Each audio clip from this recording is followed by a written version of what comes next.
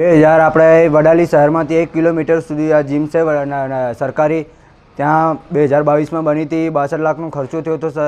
પછી એમાં 1 વર્ષથી પ્રોબ્લેમ થાય છે કે પૂરું જીમ બંધ કરી દીધી. અમારે સાધનો ચોરી થઈ ગયા, લાઇટ ચોરી થઈ ગઈ, કેમેરા ચોરી થઈ ગયા. અહીં પૂરું ખંડાર બની ગયું છે. અમે નગરપાલિકામાં જાણ કરી તો એમ કહે છે ચાલુ થઈ જશે, ચાલુ થઈ જશે, પણ હજી સુધી ચાલુ નથી. 1 વર્ષથી અમે આવીએ છીએ. 1 વર્ષથી એમ જ કહે છે. અમે 100-200 જેવા વ્યક્તિઓ આવતા હતા. બહુ તકલીફ પડે છે સર. અમારે અહીંથી વડાલી 1 કિલોમીટરથી સર અમારે 30 કિલોમીટર ખેડ જવું પડે છે અમારે. મારું નામ ધારનાથ કાળુનાથ ચૌહાણ. વડાલી શહેર નગરપાલિકાથી અડધો કિલોમીટર દૂર જીમખાનું બનાવવામાં આવેલું છે, જે કચરો નાખવામાં આવતો હતો આખા ગામમાં. તેનો પાયાનો ખર્ચો એટલો બધો લાખો રૂપિયા કરવામાં આવ્યો છે અને બાંધકામ કરવામાં આવ્યું છે લાખો રૂપિયા, કરોડો રૂપિયાનું. તેમ છતાં વડાલીની અંદર જીમખાના હજુ સુધી ચાલુ કરેલ નથી. અને ચાલુ કરવામાં આવેલું હતું પણ ત્યાં હરતા પણ એવી માણસને એજન્સીને કંઈ આપવામાં આવ્યું કોન્ટ્રાક્ટ બેઝ ઉપર, પણ તે પણ ચલાવી શક્યા નથી. અને કોઈ પણ અહીંયા નગરપાલિકાવાળા જીમખાનામાં ધ્યાન આપતા નથી. એટલી બેદરકારી છે કે પાછળના ભાગની અંદર ડ્રીલ ટોરી અંદરથી દરેક સામાન જીમખાનાનો કસરતનો સામાન ચોરાઈ ગયેલ છે. અહીંયા પણ કેમેરા પણ તૂટી ગયા છે, કેમેરા પણ ચોરાઈ ગયા છે. અને લાઇટ બિલના જે લાઇટ આવતી લાઇટ ટ્યુબ લાકડી હતી એ પણ ચોરાઈ ગયેલ છે. પણ આજ સુધી નગરપાલિકાએ કોઈ પણ ધ્યાન આપવામાં આવેલ નથી.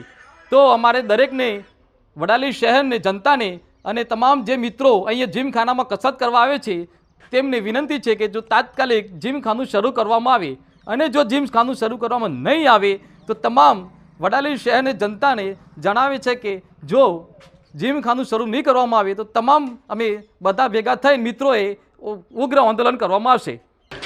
વડાલી નગરપાલિકા સંચાલિત આ જીમ 62 લાખ રૂપિયાના ખર્ચે બનાવવામાં આવી હતી. એમાં 2022ની અંદર બનાવવામાં આવી. એમાં 1-2 વર્ષ વ્યવસ્થિત ચાલી અને એના પછી તો સતત આ જીમના તાળા જ મારેલા દેખાઈ રહ્યા છે.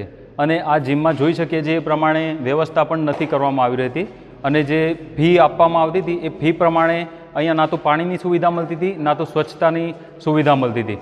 અને અત્યારે જોઈએ તો અત્યારે બારી પણ તૂટી ગઈ છે અને ચોરી થઈ હોય એવું જણાઈ રહ્યું છે.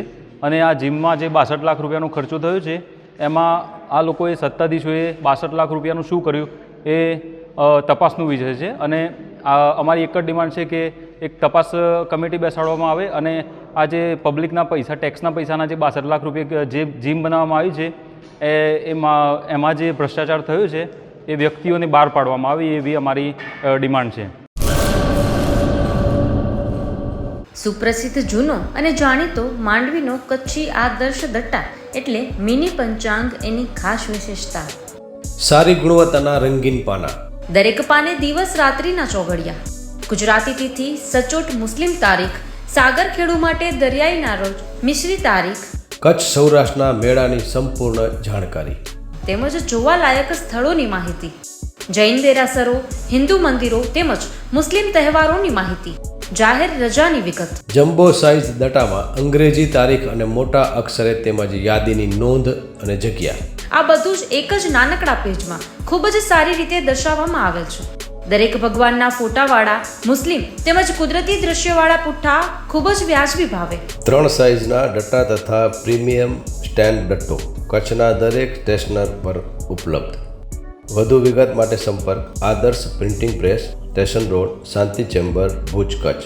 મોબાઈલ 8758640270 તેમજ 9825355286.